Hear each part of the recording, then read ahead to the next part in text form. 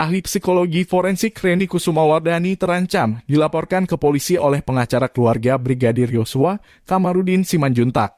Usai kesaksiannya di sidang kasus pembunuhan kemarin yang menyarankan agar dugaan pemerkosaan yang dialami istri Ferdy Sambo, Putri Chandrawati di Magelang ditindaklanjuti karena keterangannya dinilai kredibel. Kamarudin menjelaskan, Reni bisa dilaporkan dengan pasal 242 KUHP atas dugaan keterangan palsu.